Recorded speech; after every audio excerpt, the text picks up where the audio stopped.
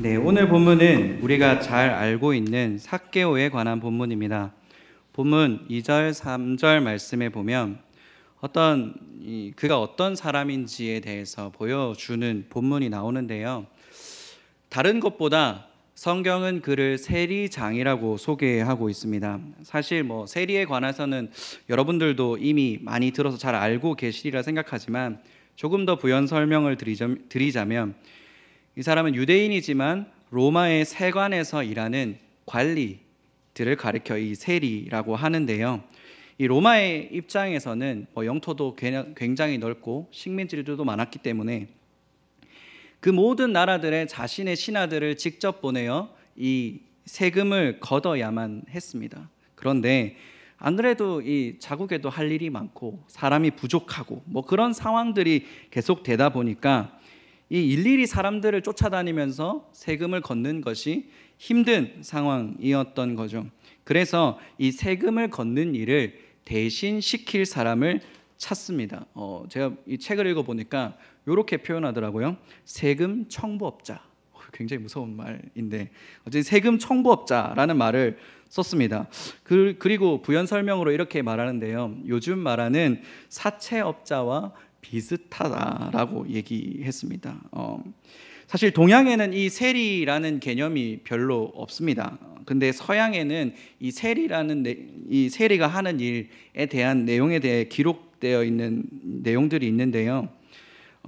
오늘 본문의 세리와 직접적인 관계는 없지만 이 크게는 국왕 그리고 황제에게 그리고 작게는 이 땅의 영주에게 미리 그 나라와 그 지역을 운영할 돈을, 그것도 그 나라가 운영하는 돈이니까 보통 이 금액이 아니겠죠. 큰 금액을 미리 쓰십시오, 편안하게 쓰십시오라고 말하고 이 막대한 자금을 빌려준다고 하더라고요. 그 빌려주고 난 이후에 이제 권한을 받는 겁니다. 무슨 권한을 받냐면 특정 지역을 특정 기간 동안 내가 세금을 대신 걷어서 내가 차지하겠습니다 라는 권한을 받는 거죠. 그러다 보니 이렇게 되면 왕이든 영주든 국민들한테 받아야 될 세금을 이미 다 누구에게 받아요? 세리에게 다 받은 거예요. 그러니까 더 이상 국왕이 이 백성들에게 돈을 걷기 위해 힘쓸 필요가 있을까요? 아니요, 없어요. 이제는 없는 겁니다. 그렇기 때문에 이 돈 걷는 일에 더 이상 힘을 쓰지 않아서 이 나라 입장에서 너무 좋았던 거예요. 그리고 그 일을 누가 한다고요? 세리가 하게 된다라는 것입니다. 그러니까 아예 손을 떼버리는 거예요. 제가 돈을 얼마를 걷든 나는 모르는, 너 알아서 해. 내가 권한을 줬으니까 너 알아서 해. 그 말은 세리가 돈을 많이 걷어도 되고 조금 걷어도 되는 자유를 가지고 있었다라는 말이 됩니다. 그러니까 충분히 부당하게 많은 돈을 거둘 수 있는 자리가 바로 이 세리의 자리였다라는 것이죠. 그리고 이 초기 투자 비용이 굉장히 많았지 않습니까? 이 국가를 운영할 수 있는 비용, 이 지역을 운영할 수 있는 비용을 미리 지불했기 때문에 더 많이 벌기 위해서 더 많이 걷어야 하는 삶을 살 수밖에 없었던 것이 이 세리의 삶이었던 것이죠. 그래서 그렇게 이 자국민에게 세금을 받아서 이 돈을 버는 세리, 그리고 그 중에서 삭개오는 그냥 평범한 세리가 아니었고 세리장이었습니다. 남들보다 높은 자리에 있었습니다. 성경은 그가 어떻게 세리장이 되었는지에 대해서는 특별히 언급하고 있지 않아요. 그렇지만 우리는 대충 이렇게 생각해 볼 수 있습니다. 도대체 어떻게 했길래 이 삭개오가 세리장이 되었을까? 왜 세리장이 되었을까요? 돈을 잘 걷었기 때문에 아닐까라는 생각이 합니다. 세상에 일 못하는 사람을 장으로 세우는 그런 사람들은 없습니다. 그런 경우는 없어요. 그러니까 삭개오는 일을 굉장히 잘했겠죠. 그 일이 무엇입니까? 돈을 걷는 일이었단 말입니다. 돈을 걷는 일을 얼마나 잘했는지 이 성경에서 부연 설명하고 있는데 그가 또 뭐라고 얘기하고 있냐면 부자였다라고 얘기하고 있다는 거죠. 이쯤 되면 대충 이제 요즘 말로 각이 나옵니다. 무슨 각? 이 삭개오가 많이 걷어서 부자가 되었다라는 것을 이렇게 그냥 봐도 우리는 느낄 수 있었다는 거죠. 자기 신의 민족이 피땀 흘려 모은 재산을 온갖 말도 안 되는 세금을 먹여 빼앗고 강탈하는 사람들, 그 세리들, 그 중에서도 삭개오는 장이었다라는 것입니다. 유대인들은 이러한 세리를 경멸하고 증오했습니다. 물론 자신에게 불이익을 주기 때문에 라는 1차원적인 이유도 분명히 있었습니다. 그러나 더 큰 이유는 그들이 온갖 거짓으로 돈을 벌었기 때문에 그들을 죄인으로 여겼기 때문입니다. 이스라엘 사람들은, 유대인들은 죄인하고 가까이 하는 것을 굉장히 싫어했죠. 그러다 보니 자연스럽게 이 세리와 멀어졌고 세리와 가까이 가지 않는 것이 이들의 문화였고 이들의 분위기였다는 겁니다. 유대 사회에서 이 죄인이라는 낙인이 찍히는 것은 사실 굉장히 심각한 문제 아니겠습니까? 왜요? 죄가 있으면 구원을 받지 못하기 때문에.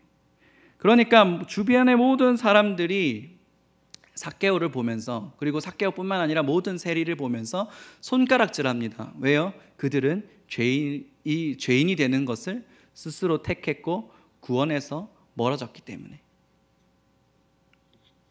그뿐만 아닙니다. 사회적인 불이익이 그 삶에 늘 존재했는데요, 세리들은 누군가의 재판관이 될 수 없다는 규정이 있었습니다. 뿐만 아니라 이방인 그리고 노예와 마찬가지로 증인으로 설 수 없다라는 규정이 있었습니다. 그러니까 사회적으로 굉장히 이렇게 배척당하고 무시당하는 위치에 있었다라는 거죠. 네가 이 세상에서는 부자로 살지 모르겠지만, 그 가진 부로 편안하게 살지 모르겠지만 너는 구원받을 수 없고 천국에 갈 수 없는 죄인일 뿐이다 라고 말하는 것이 그 당시 세리를 바라보는 이 유대인들의 인식이었다는 겁니다. 하나님은 죄인인 너를 미워하셔 라고 매일 삭개오에게 손가락질하는 것이 그들의 삶이었다는 것입니다.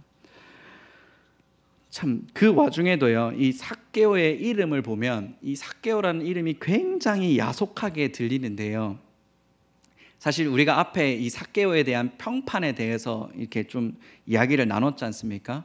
그 평판과는 전혀 상관없이 이 삭개오라는 이름의 뜻은 깨끗한, 순결한 이라는 뜻을 가지고 있습니다. 그 행동은 어때요? 굉장히 거짓된 삶을 살고 있음에도 불구하고 그 이름은 깨끗한, 순결한 이었다라는 것입니다. 그러니까 이 이름이 불릴 때마다 굉장히 부담스러운 거예요. 만약에 제 이름, 여러분 제 이름 아시죠? 네. 제가 이 송성국이 아니고 송목사였다라고 가정을 한번 해봅시다. 그런데 제가 신학교에 가지 않고 절에 들어가서 저를 위해 열심히 헌신하고 봉사한다라고 생각해 봅시다. 이름값을 못하는 거죠, 그죠? 이름은 목사인데 절에서 이렇게 제 이름을 제 이름 아니죠. 이 송 목사라는 이름이 불릴 때마다 사람들이 얼마나 많이 비웃었겠습니까, 그죠? 다행히 아닙니다. 자, 이런 상황들이 있습니다. 이 뒷골목을 주름 잡고 이제는 은퇴한 이 불량배 이렇게 팔뚝에 보면 보통 뭐라고 써 있습니까? 문신이 있는데 문신에 이렇게 딱 5글자, 보통 우리가 잘 아는 5글자가 써 있습니다. 뭐라고 되어 있냐면 착하게 살자 이렇게 되어 있습니다.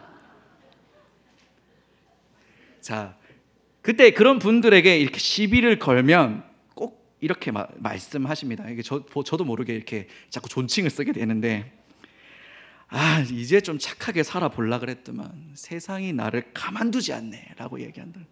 착하게 살자라고 써놓고 행동은 그와는 전혀 다른 행동을 한다라는 것이죠.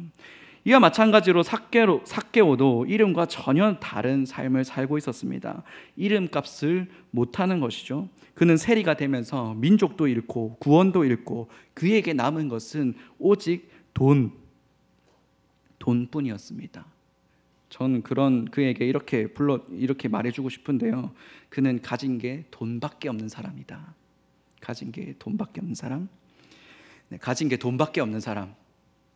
제가 이 얘기를 왜 3번이나 얘기하냐면 혹시나 부러우신 분이 계실까 봐. 부러워하지 않으시기를 축복합니다.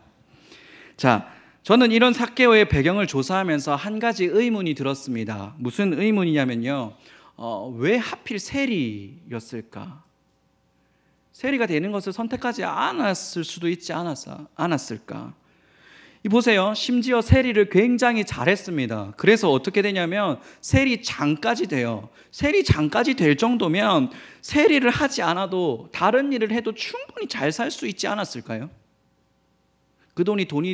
그 일이 돈이 더 많이 되기 때문에 그 일을 선택한 걸까요? 왜 다른 일이 아니고 죄인의 삶, 떳떳하지 못한 세리의 삶을 그는 선택해야만 했냐라는 것입니다. 도대체 무엇이 그를 죄인으로 살게 했을까?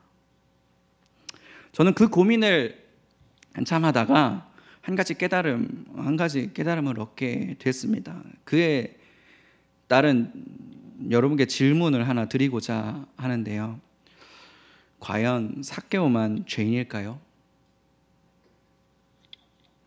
과연 세리만 죄인일까요? 반대로 나는 세리가 아니기 때문에 죄가 없는 걸까요? 아니면 저 사람이 세리이기 때문에 나보다 더 큰 죄를 지으며 살아가고 있는 걸까요? 사실 모양은 다르지만 우리는 모두 죄인입니다. 7절 말씀에 보면 사람들이 예수님이 이 세리인 삭개오의 집에 들어가시는 것을 보고 이렇게 시비를 겁니다. 예수님이 죄인의 집에 거한다, 유한다 라는 이야기를 하면서 막 시비를 걸어요. 자, 그럼 요거를 확장해서 한번 생각해 보자는 겁니다. 그 말을 그들의 말대로라면 예수님이 죄인의 집에 들어가면 안 되고 의인의 집에 들어가야 한다는 건데, 과연 예수님은 그날 집에서 주무실 수 있었을까요?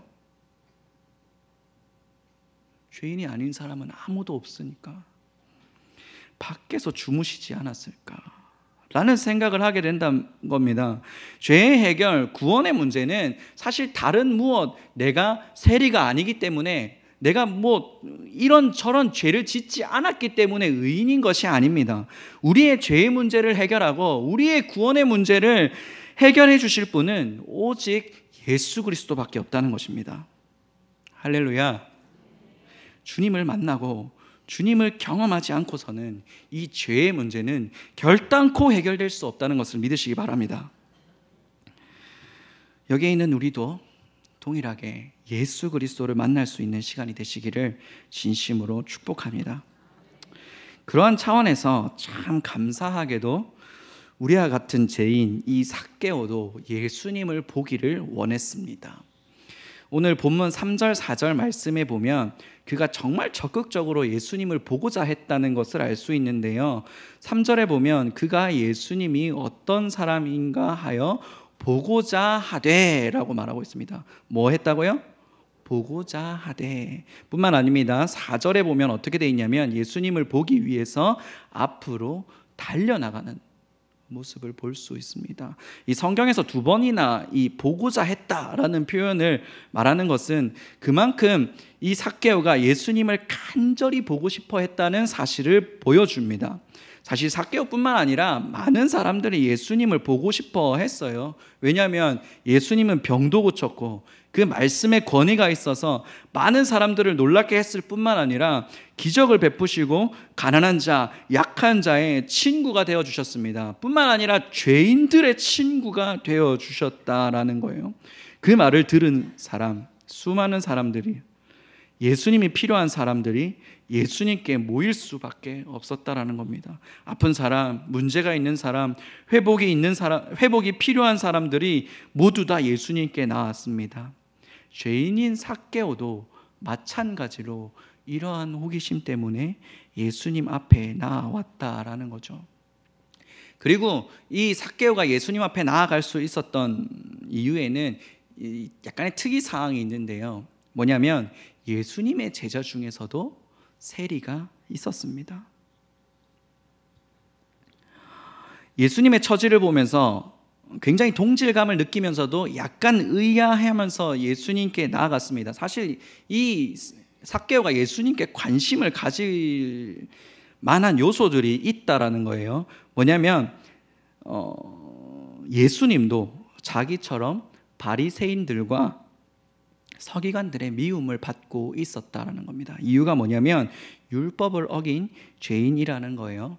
그런데 그를 따르는 사람들이 많으니까 어떻게 그를 비난하거나 정면으로 모욕하는 행동들을 하지 못했던 거죠. 사실 이 죄인이라는 소문, 이 죄인이다라는 대우를 받는 것은 사실 이 삭개오와 예수님이 똑같았습니다. 그런데 사람들의 반응은 전혀 달랐어요. 사람들은 삭개오를 미워했습니다.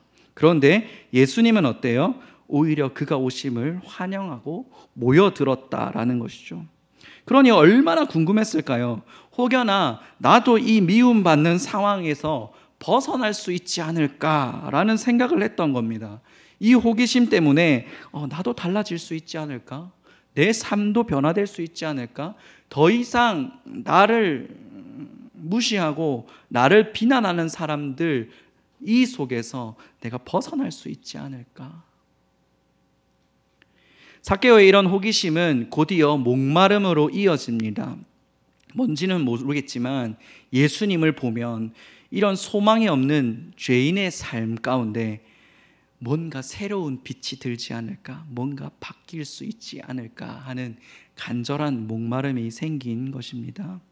아주 좋은 일이죠. 그래서 이 삭개오가 예수님께 나아가고자 했다라는 겁니다. 그런데 문제가 발생합니다. 그것도 한 개가 아니라 동시에 두 가지 문제점이 생기는데요. 첫째는 예수님을 보기 위해 둘러싼 사람들이었습니다. 그리고 다른 하나는 자신의 키였죠. 사람이 많다는 것은 외부적인 요소였습니다. 환경적인 요소 때문에 사실 이것이 삭개오의 예수님과의 만남, 이 예수님을 보고자 했던 삭개오의 행동을 막는 요소가 되었는데요. 사람이 많다는 것은 이 삭개오를 위축되게 만들기 충분했습니다. 그는 사람들에게 손가락질 받고 있는 죄인이었고, 그렇기에 그곳은 삭개오에게 굉장히 불편한 곳이 될 수 있었다는 것입니다. 뿐만 아니라 이제 두 번째 요소, 내부적인 요소는 자기가 키가 작다라는 것이죠. 사실 이 사람의 키라는 것이 이게 마음대로 되는 일이 아니지 않습니까? 이게 내가 크고 싶다고 크고 작고 싶다고 작은 것이 아니더라고요. 이 어쩔 수 없이 작은 키로 태어났음에도 불구하고 사실 이 키 작은 사람이 겪는 이 불이익은 굉장히 많습니다. 우리 주변만 돌아봐도 키 큰 사람이 키 작은 사람 옆에 와서 이렇게 자연스럽게 아무렇지 않게 이렇게 어깨동무를 하고 이게 팔걸이로 사용한다던가, 진짜 아무렇지 않게 올려요. 이게 이 사람이 힘들다라는 걸 전혀 생각하지 못하고 이렇게 가까운 데 있으니까 싹 올리시는 거죠. 자, 단체 사진 찍을 때 꼭 이런 얘기 합니다. 키 작은 사람 앞으로 오세요. 물론 이제 사진에 잘 나올 수 있도록 한 배려입니다. 그런데 이렇게 한두 번 계속 들으면 이 키 작은 사람들도 굉장히 불편하지 않을까요? 그래서 앞에 나가기 싫다고 이제 뒤로 가도 문제입니다. 뒤로 가면 이제 남들은 가만히 서가지고 이렇게 사진 찍는데 본인은 이제 어떻게든 얼굴이 나오려고 이렇게 까치발을 들고 사진을 찍을 수밖에 없는 상황이라는 거죠. 이런 비슷한 상황은 바지를 샀을 때도 일어납니다. 그 한때 이렇게 부츠컷이라고 이제 나팔 바지 같은 게 약간 유행했었을 때가 있었습니다. 좋은 마음으로 이 부츠컷, 이 유행하는 바지를 샀는데 다리 길이에 맞춰서 바지를 자르다 보니 부츠컷이 없어진 거예요. 분명히 부츠컷을 샀는데 말입니다. 이 얼마나 속상한 일입니까, 그죠? 또 간만에 쇼핑을 해서 이렇게 백화점에 쇼핑을 하고 쇼핑백을 신나게 이렇게 앞뒤로 흔들면서 가는데 쇼핑백이 자꾸 땅에 끌리는 거예요. 그래서 이렇게 쇼핑백을 들고 집에 갈 수밖에 없는. 그런데 이러한 상황들은 어떻게든 좀 극복하면 돼요. 그 좀 낫다는 거예요. 그런데 오늘 본문처럼 내가 예수님을 보러 왔는데 어때요? 내 키 때문에 예수님을 볼 수 없어. 예수님이 내 삶의 문제, 내 인생의 어려움들을 분명히 해결해 주실 거라고 생각되고 믿는데 만날 수가 없는 상황이라는 겁니다. 이 얼마나 억울하고 속상한 상황입니까? 충분히 속상해서 그냥 돌아갈 수 있는 상황이라는 겁니다. 그런데 안타깝게도 이런 상황, 이런 본문의 상황들은 우리의 삶에 늘 존재합니다. 왜냐하면 마귀가 이게 전문이거든요. 은혜 받으러 왔는데 은혜는커녕 기분 나쁜 일들만 경험하게 하고 돌아가는 거예요. 은혜와 전혀 상관없이, 말씀과 전혀 상관없이 오늘 내가 무슨 이야기를 들었는지는 까맣게 잊고 오늘 교회에 와서 기분 나빴던 일만 마음속에 잔뜩 챙겨놓고 집에 돌아가는 겁니다. 제가 어느 한 큰 교회 목사님이 그런 얘기를 하더라고요. 우리 교회에서 제일 은혜가 많은 곳은 주차장이다. 왜 그럴까라고 생각했는데 뒤에 곧이어 그 이야기를 설명을 해주셨습니다. 사람들이 실컷 은혜 받고 주차장에 가서 싸워가지고 자기가 받은 은혜를 주차장에 다 쏟아놓고 간다는 거예요. 그러면서 한 마디 덧붙이셨습니다. 오늘 주워 가시기 바랍니다.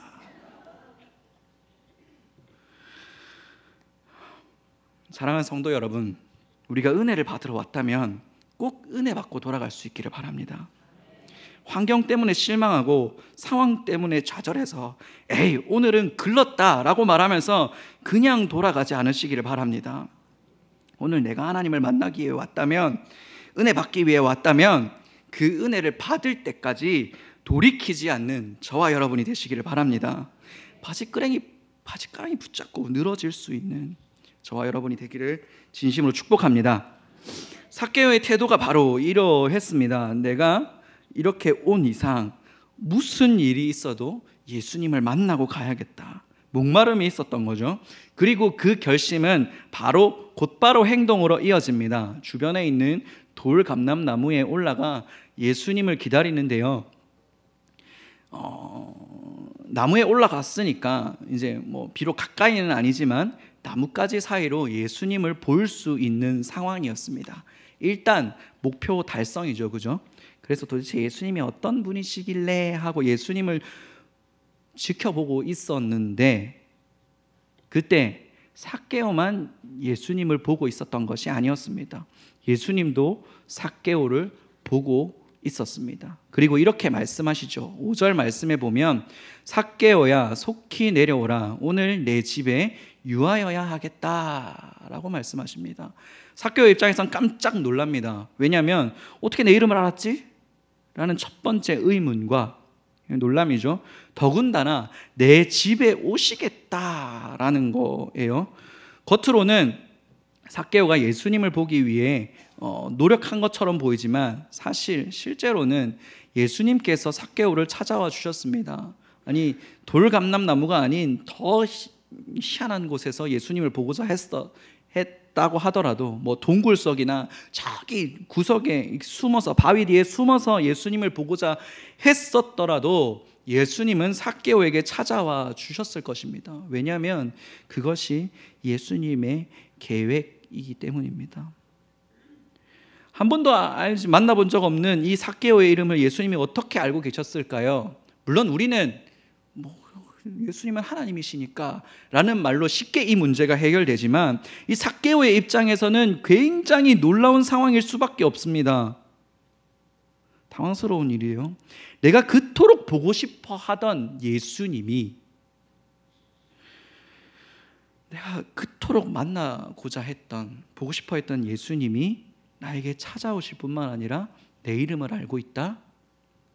이게 얼마나 삭개오에게 감동적인 일이었겠습니까?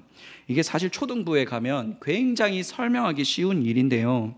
이 TV에 나 꿈속에서나 봤던 이 미국 빌보드 차트 200 차트에 2회 연속 1위를 달성한 가수가 있습니다. 이 방탄소년단이라는 가수인데요.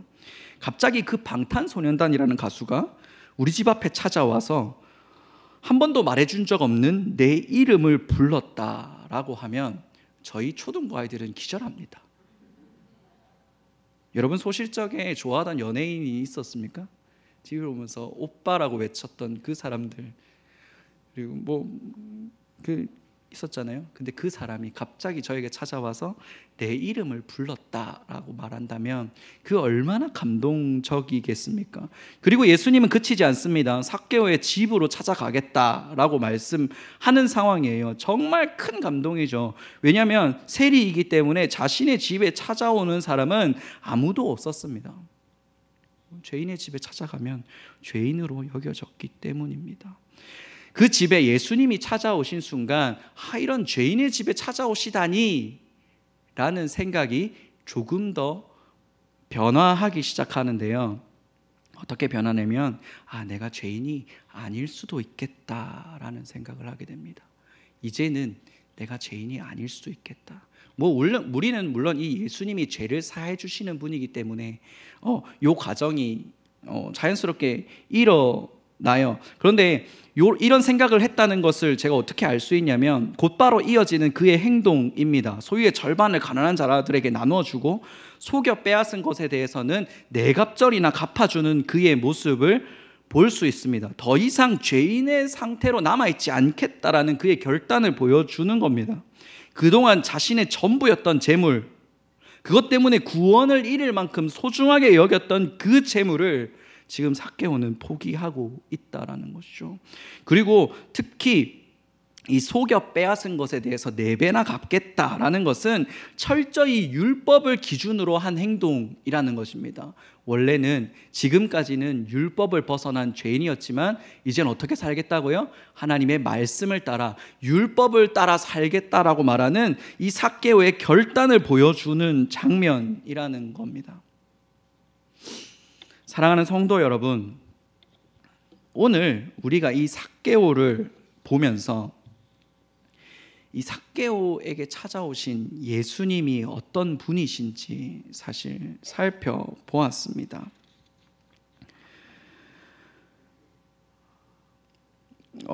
이 삭개오의 삶의 변화는 삭개오가 죄인임을 보면서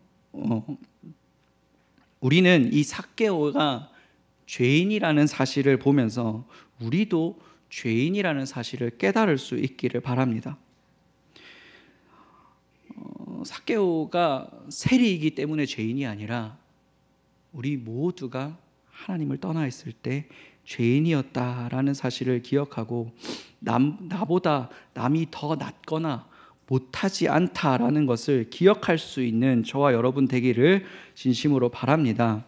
또한 삭개오가 예수님을 보기 위해서 돌 감람나무에 오르는 것을 보면서 우리가 어떠한 시련과 어떠한 어려움을 겪는다고 하더라도 돌아서지 않겠다는 결단을 하는 시간이 오늘 이 예배의 시간이 되기를 바랍니다. 하나님께서는 우리를 사랑하십니다. 그 사랑으로 우리에게 찾아와 주신다는 거예요. 그래서 그 사랑을 만났을 때, 그 예수님을 경험했을 때 그제서야 비로소 나는 더 이상 죄인이 되지 않겠다라는 결단을 하는 삭개오의 모습을 보게 된다라는 것입니다. 오늘 이 시간 저와 여러분 가운데 하나님을 만나는 은혜가 있기를 바랍니다. 그리고 동시에 결단할 수 있기를 바랍니다. 나는 더 이상 죄인의 길에 머물지 않겠다. 여기에 있는 우리 모두가 그런 하나님의 은혜 가운데 살아갈 수 있기를 진심으로 축복합니다. 기도하겠습니다. 사랑의 하나님, 참으로 감사합니다. 오늘도 삭개오처럼 주님 앞에 나왔습니다. 주님을 바라는 여기에 모인 모든 갈급한 심령 위에 주님의 풍성한 은혜가 넘쳐날 수 있도록 도와주시옵소서. 그리하여 받은 은혜에 대한 감사와 삶의 변화가 우리의 인생 가운데 지속적으로 드러나도록 우리를 도와주시옵소서. 감사합니다. 살아계신 예수님의 이름으로 기도드렸습니다. 아멘. 네, 교회 소식 알려드리겠습니다.